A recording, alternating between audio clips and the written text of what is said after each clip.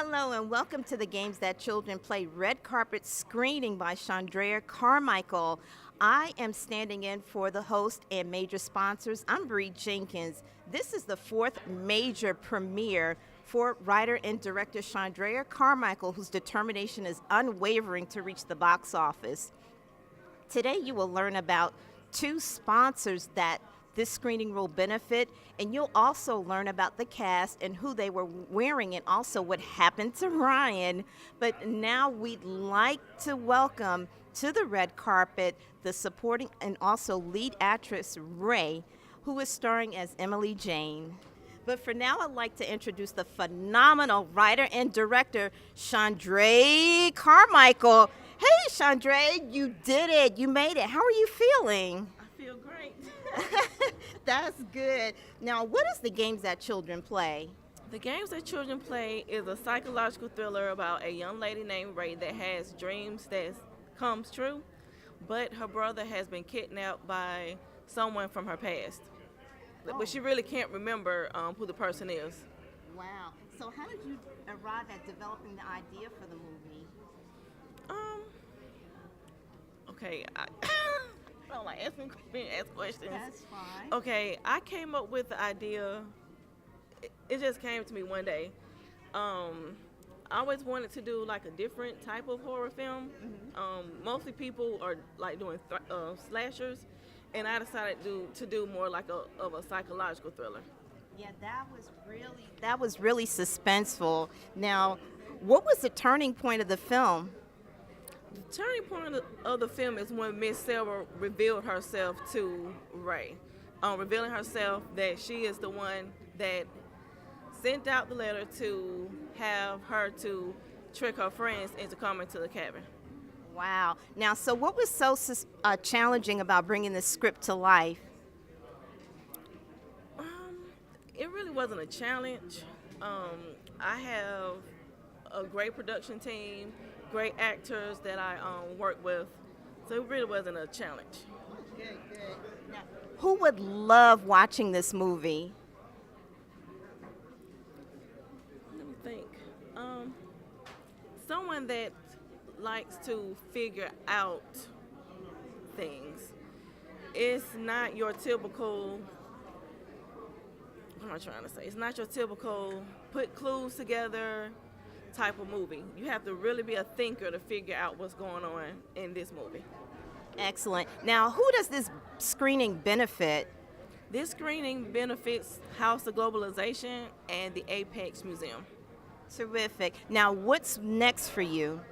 Next for me, I'm working on a web series. I can't say too much about it, but it is a comedy. So this will be my first time directing a comedy.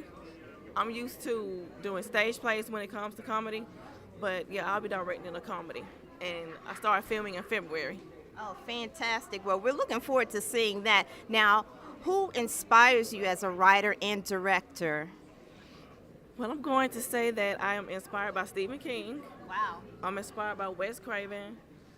I'm inspired by a lot of horror directors and horror writers. That's what I'm inspired by. That's fantastic. Well, we enjoyed the screening, and we look forward to seeing you in February. Everybody, phenomenal writer and director Shaundraey Carmichael. And next we have the phenomenal Emily Jane, who starred as Ray. Ray, welcome to the red carpet. You look fabulous. Thank you. I designed this dress myself. Oh, terrific. So who are you wearing? I'm wearing MJ. MJ? Well, MJ looks great to me, and I'm sure to everyone else as well. Now, tell everyone, who do you portray in the film? I portray a lady named Ray, and she is a museum coordinator. And it's my brother that seems to be the missing star in this show. So what's going through your mind as your brother Ryan is missing?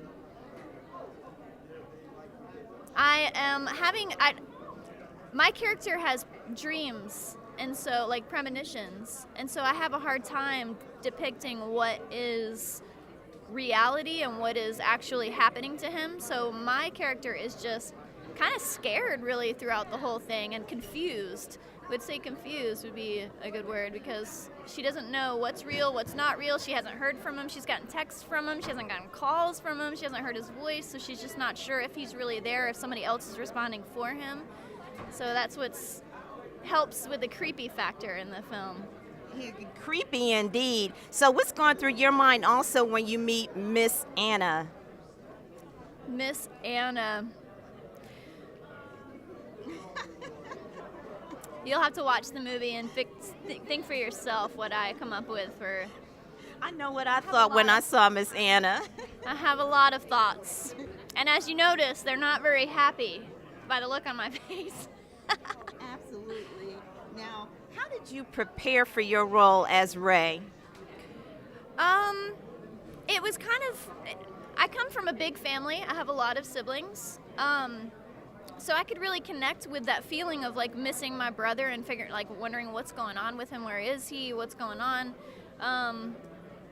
So I just kind of tapped into my own family and how I love my brothers and care for them, and what I would really feel if they were to be missing, and if I wasn't sure what was going on with them, and if I'm having crazy dreams about my brother, like what would I do? And so I just kind of brought the reality to the situation.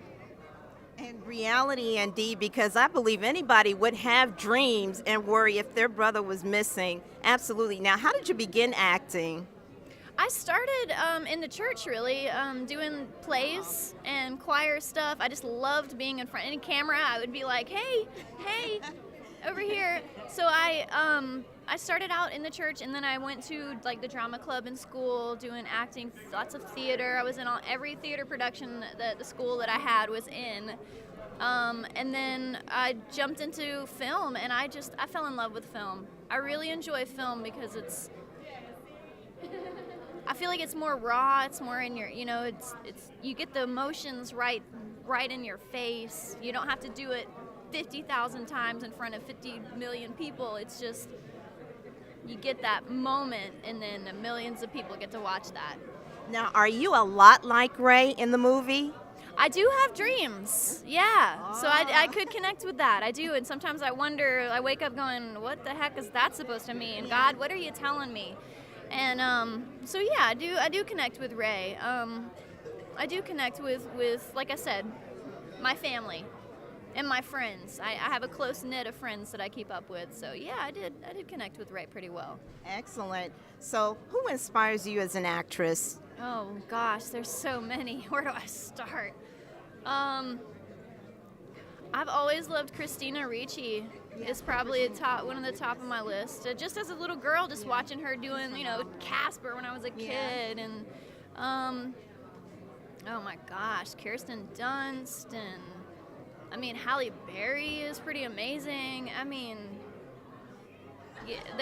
don't even know where to begin. It's like asking me what my favorite musician is. Like, yeah, there's so many, yeah, and they're so talented. DiCaprio, Yeah, Leonardo. We were just talking about him before the screening, and Tom Hanks. It's crazy watching, as a kid, watching all these people. You grow up with all these people as children, and it's really cool to see how everybody flowers and grows. Yeah. Some of my favorites are like Sissy Spacek and Helen Hunt, believe it or not. Yeah, she is, yes. Yeah, like I said, there's so many to try to put them into one category. It's pretty rough. That's good. So what's next for you besides an Academy Award, Emily? I would love to produce music and obviously design clothes. Absolutely. I've got a lot of big things that I would like to do in the future. And acting is just kind of paving the road and helping to fund it so that I can remain debt-free in my endeavors as I get older and build my empire. So what's one fun fact about you that no one knows about you? One fun fact nobody knows? I'm pretty creepy myself. No. I think people know. No, they argue with me that I'm not creepy, but I'm kind of creepy. No way. Someone this beautiful and talented couldn't be creepy. Ladies and gentlemen, the award-winning Emily Jane. Let's see your best red carpet strut. Oh, goodness. Strut?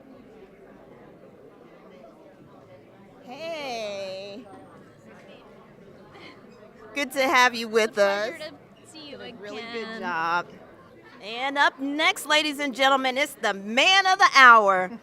Our boy, your boy, Henry Louis Adams is Ryan. Ryan, oh my God, the resurrection is real. You are back in the building. How are you feeling? I'm feeling great, excited. You know, the movie was just refreshing. It was exciting. It was upbeat.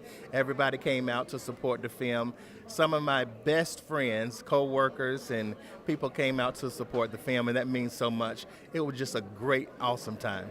That was phenomenal, because all I could think from the last screening is, what happened to Ryan? Oh my God. This guy is the most handsome, strongest guy you've ever seen, and all of a sudden, he's hit over the head. Well, I don't want to give the plot away, and then he's missing, and he's got Ray worried to death.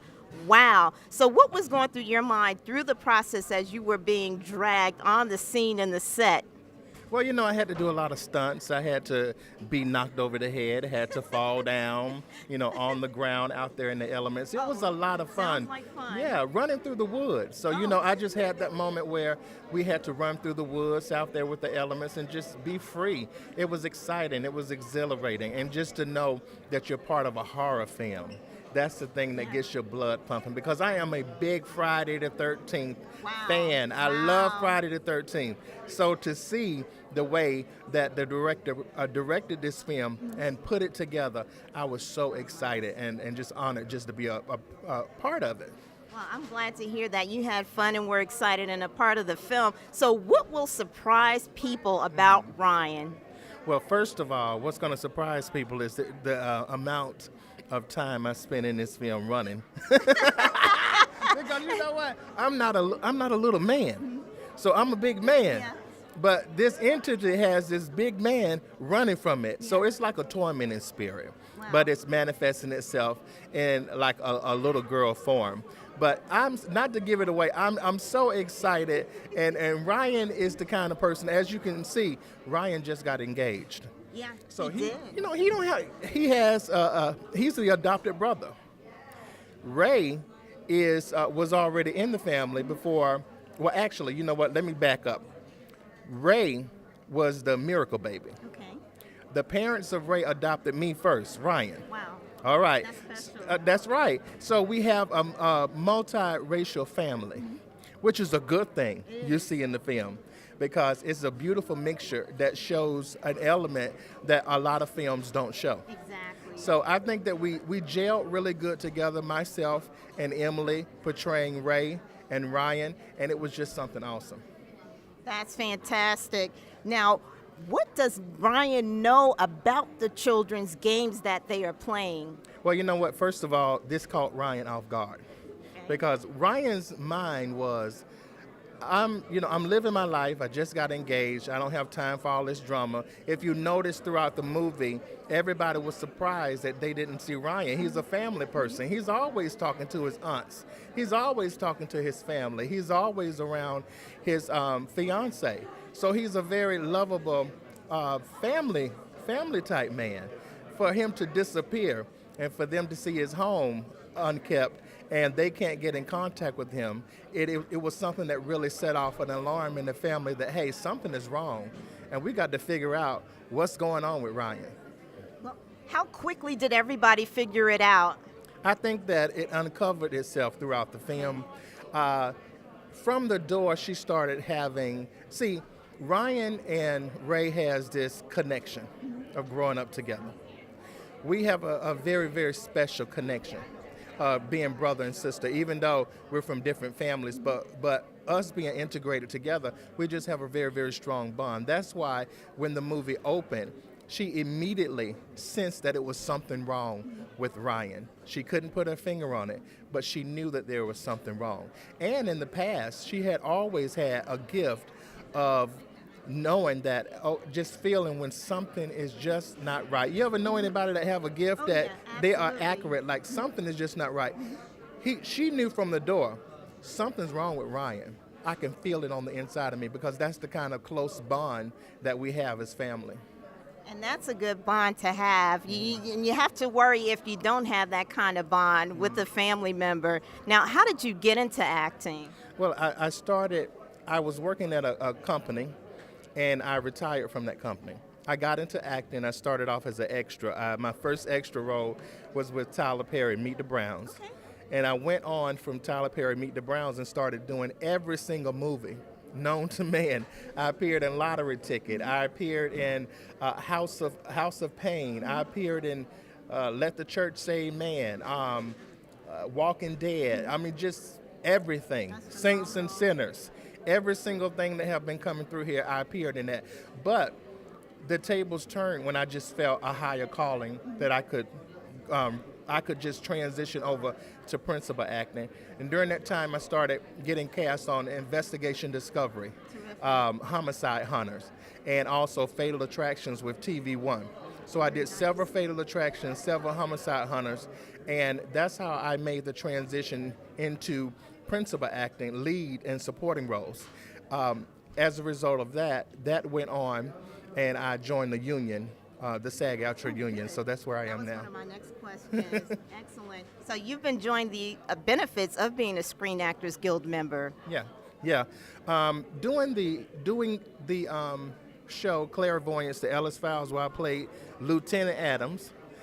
It was one of Shaundraey Carmichael's films. Absolutely. Her second one, Yes. which was very good. You can watch it on YouTube. It is very good. But that was the role that got me qualified to get into the Screen Actors Guild. So my life is just beginning on the other side. And I saw that screening. You were fantastic. If anybody hasn't seen the Clairvoyance Ellis Files, you definitely have to go see it as well as this film. Now, who are you wearing? Oh, who am I wearing? I have no idea. I'm going to get you. You know what? It was something I put together. You know, I cannot tell you. These are Claiborne. That's all I can tell you. Okay. But I don't know anything else. I'm one of the people that, when I come on the red carpet, people ask me all the time, well, what do you have on? I'm like, I don't know. Well, you're a pretty sharp dresser, and it looks like Versace to me, ladies and gentlemen. Now, let's see your best red carpet strut. Oh, red carpet strut. Well, you know, hey, I'm a brother, so I don't really have a strut, you know. There you go. Bam. Okay, Little coach. pose. Bam. Bam. Uh-oh, don't show those, but bam. And lastly, what's next for you? What's next for me? I'm appearing on a show coming out in TV One. Very nice. The show is called Evidence of Innocence, and it deals with people that have been wrongly convicted. Okay. So I play the father of a man that went to jail for 30 years. Wow. And so I play him at a young age and I play him at an older age. And his father actually fights for him while he's in prison. And when he gets out, unfortunately, his father passes away. But his father is such a strong tower during that time when he's in prison and helps him get through the situation. Well, we look forward to seeing you in that movie as well as the Academy Awards. Ladies and gentlemen, it is the phenomenal, extraordinary Henry Louis Adams. Thank you for allowing us to interview you. Thank you. Thank you so much. Well, ladies and gentlemen, we have the CEOs and founders of the House of Globalization that this screening is benefiting, and we're here with Miss Vivian Shaku and Dr. Owadili. Welcome. Can you tell us about the House of Globalization? Sure. The House of Globalization is a non-profit organization, and the main focus of the House of Globalization is domestic violence and sex trafficking, from both a local US-based perspective and also a global perspective. And one of the key issues is we use creative arts to actually raise funds for grassroots organizations that focus on domestic violence and human and sex trafficking. How many cases of sex trafficking are there throughout the U.S. and also specifically in Atlanta? So unfortunately, we don't have very good numbers because the numbers are hard to track, but we do know, especially because of the Atlanta airport and the diversity of the metro area in Atlanta, that Atlanta is in the top 2 as far as sex trafficking and human trafficking is concerned. So it's been all over the media, it's been all over the news, And there are a lot of grassroots organizations that are looking to actually address the issue. Wow, that's good. Number two, that's really critical for Atlanta. Now, when you say creative arts, what do you exactly mean? And can you answer that for us, Vivian? Okay, by creative arts is just like what we saw today, the movie. Yes. So now we're trying to use that media to educate the public, Yes. bring awareness to the public and the women to show how sometimes when you watch a movie you can connect, and that's what we're trying to do by showing that, not just reading books, pamphlets and stuff like that. So we wanted people to actually visualize what could actually happen, the traces of how you can find out and make the connection to see who probably is a victim or a potential victim to sex trafficking or domestic violence. So by watching the movie, we're using some of the actual experiences of, I was a survivor, I'm a survivor as well. So I could use my story on one of the stories of the ladies in that movie and people can relate to it. That's terrific. Now, how did you get out? It took me a whole lot. It's a very sensitive subject for me. It took me 16 times trying to get away from that situation, and I got away. I got to the shelter. I saw a lot of things that were happening in the shelter, and it touched me. Most of these women don't have any help. Some of them are not educated, and I saw that they needed more. So when I decided to hear most of their stories, and then I said, okay, what can I do to help these women? Here we are. Excellent. And something that people call domestic violence is a huge killer. So what would you tell anyone out there that's being trapped within sex trafficking and domestic violence? Get out. Get out. If you see the signs, get out. Don't wait. I almost lost my life. So there are help out there. Call somebody. Talk to a family friend, family member, somebody. If not, call the hotline. There are help out there. Don't think you're alone. House of Globalization are helping a lot of women out there. And we are ready to take you in, help provide shelter, help provide anything that we can do to make you independent, because that's the fear. A lot of women don't think that they could do it on their own, so they stay in there with their kids and suffer. And sometimes they end up dead. So we're trying to prevent that.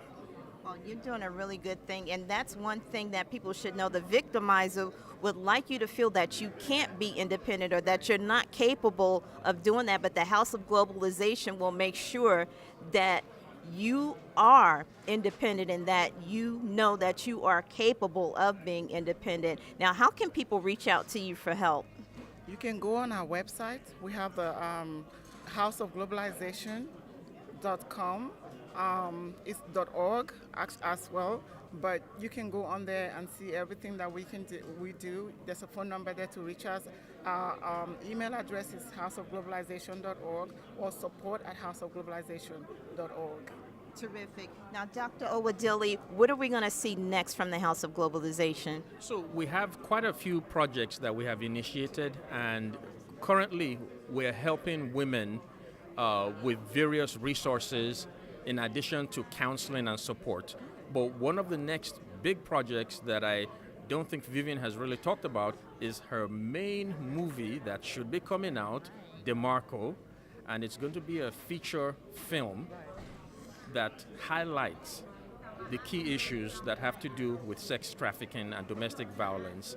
And with the proceeds from this feature movie, she's going to donate the funds to grassroots organizations that work in the field of domestic violence and human and sex trafficking. Terrific. And when can we expect the film?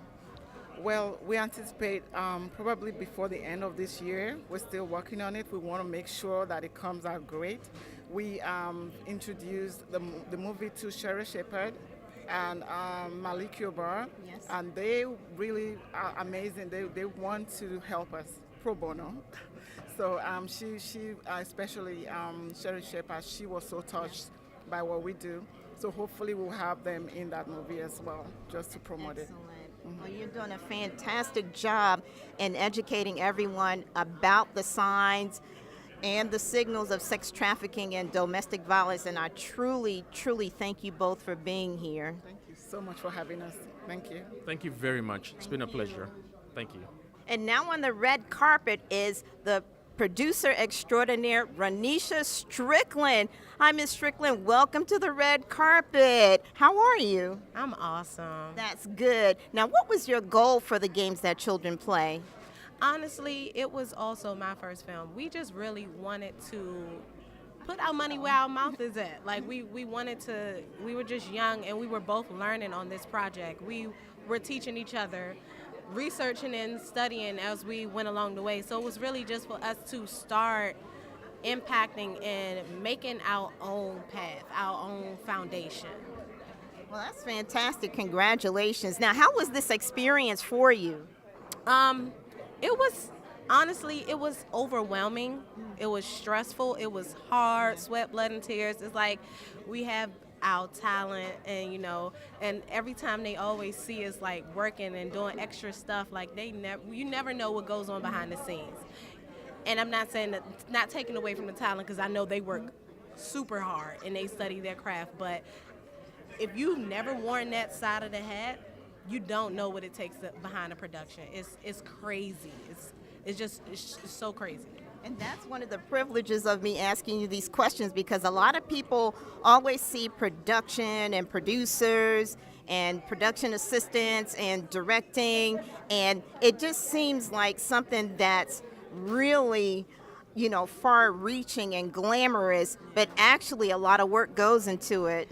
It is. It's the mental capacity just to think and make those tough decisions at the last minute. I mean, it's all business. In business, period, you have to make the hard decisions. But it's just last minute changes and recasting, hiring someone else, and editing. It's a lot. It really is. Now, how was the casting process for you for the games that children play?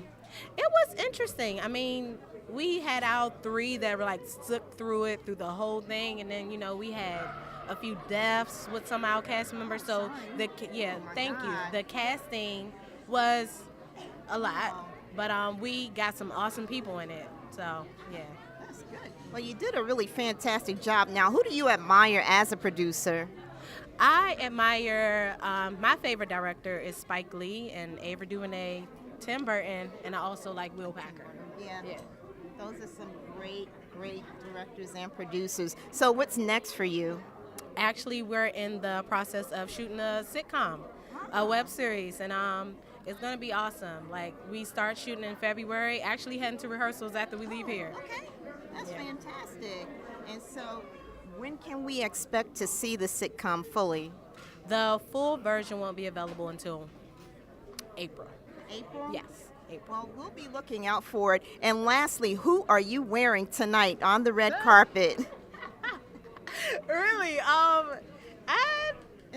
The United States Army Department of Defense. Rah, rah, hoorah. Okay. I'm wearing my UNC Circle of Life. Yes. I am artsy, so I kind of wear a little bit of everything. So honestly, black, the new black. Yes. Making a statement out here, and your hair is beautiful. Thank you. Oh, look at yeah, the you earrings. see the power? Oh, yeah, yes. black power earring. Get that. Well, that's yeah. fantastic. Well, So, it's great to have you here, and congratulations on this body of work for this screening. Everybody, it's Ronesha Strickland. Thank you for interviewing with us. Thank you. And now, ladies and gentlemen, on the red carpet is Valita Street. Hi, Valita. Welcome to the red carpet. Thank you. It's a pleasure to be here. Terrific. Now, who did you play in the games that children play? Well, basically, I was an extra in the mixer, the first scene, the socializing scene of that. But I think that I'm just excited because to see the film, I started with them about 5 years ago, being more of a support. And coming in as the extra and watching how it developed has been amazing. That's fantastic. Now, what's going on at the mixer? Now the mixer is kind of building the anxiety of that something's going on behind the scene. Everybody's socializing, and that was the gist of this particular piece. That something's going on, something mystical is happening, but it's not good. So I think they depict that really well. We're going to see the rest of it, but I'm very excited. Shaundraey, I think, is an amazing artist, and she's going a long way, and I want to be there to see all of that. And also, Emily is amazing playing the lead role. So I was just happy to be here. Good. I'm glad you could give us some background details at the mixer, because as you can tell, the gentleman stepped in and gave Ray a watch and said that he saw her in pictures, and there's a lot going on with the talking and everything, but like, wow, oh my God, that's where everything unfolds. Set the tone. It has set the tone then for the anxiety to build, the anticipation to build, to see what the end's going to be. And I'm looking forward to that too. Absolutely. So what's next for you? What's next for me as a part of the film? I'm not sure what she's going to do yet, but she's going to call of us and let us know where she may need extras again. Me, I can be in the background or I can be on the forefront. Doesn't matter. I'm still a support to a great work and great producers. I love the drama. I love the arts. Well, I'm glad to hear that, Valita. Well, it's a pleasure talking with you. And lastly, who are you wearing on the red carpet? Who am I wearing? The wonderful me. Well, the wonderful you looks good on you. Ladies and gentlemen, it's Valita Street here at the screening of The Games the Children Play. Thank you for allowing us to interview you. Thank you. It's been a pleasure. Well, everyone, we had a blast here on the red carpet at the screening of The Games That Children Play. And for more information or to become a long-term partner, please contact writer and director extraordinaire Shaundraey Carmichael at secfilmsproductions@gmail.com. We'd like to thank Shaundraey Carmichael, all of the cast, producers, and the crew, and the Landmark Art Cinema Theater here in Midtown. Ladies and gentlemen, we'll see you next at the Oscars.